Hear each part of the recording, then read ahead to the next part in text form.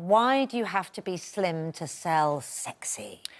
I think because, from a marketing point of view, I think that the slimmer models do look better. The supermodels do stand out. They're called supermodels for a reason, because they stand out. They don't look like your average Jane walking down the road, but... Gemma and Michelle are standing out this morning, though. They're plus-size models. They are, but I personally wouldn't want to walk into the shop and see them advertised in those clothes.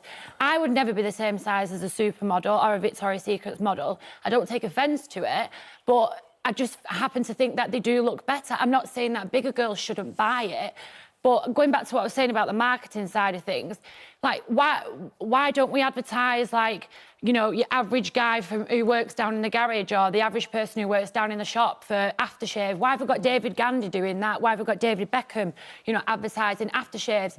If you're going to start picking fault with these models, you know, selling this product, why don't we change everything? So, Ashley, you're a model yourself. Yeah, and I would say there is a difference, because we're not saying let's get average Joe from down the road to start selling people things, but there's a lot of beautiful models like Ashley Graham, Kate Upton, who aren't your standard type, and I thought it would have been great to have seen them in Victoria's Secret. I just think keep things as they are. I think they're fantastic to look at. But people are starving themselves to try and fit into a stereotype. You can't prove that they're all starving themselves. I'm not saying everybody is, but I have worked in the modelling industry for a long time, and young girls, they want to look like the industry standard. Whether you're a 12 and they're a 16, or a 16 and they're a 22.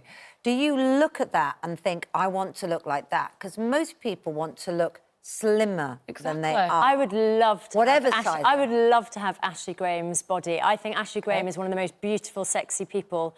And the thing is, it's not just about aspiring. We all think sexy is different. We could all look at someone bigger or smaller than us. But right now, what I think I'm saying is that everybody deserves to feel sexy and represented. I'm not saying people shouldn't feel sexy. And represented by the industry. I'm not saying that people shouldn't feel sexy. So what's your opinion? If Ashley Graham had won Victoria's Secrets, what would you think?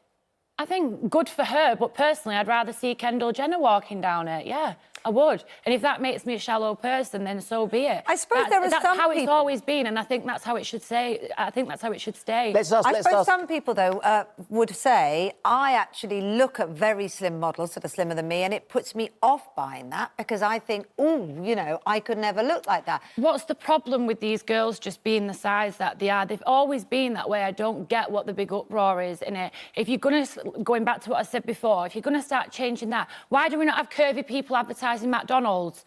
Why, if it's all about true representation, why do we not have curvy people advertising fast food things? Let's get a comment. Sorry, Ashley. Let's get a comment from Gemma and Michelle, who've been at modelling for us this morning. The two of you listening to what the girls have got to say over here. What's your reaction? Do you think? Would you like to see Victoria's Secrets having plus-size models on the catwalk?